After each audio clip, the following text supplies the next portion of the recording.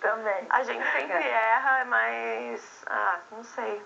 Clara também é assim? Acha que estão as três com as mesmas chances? Eu acho também que as três estão...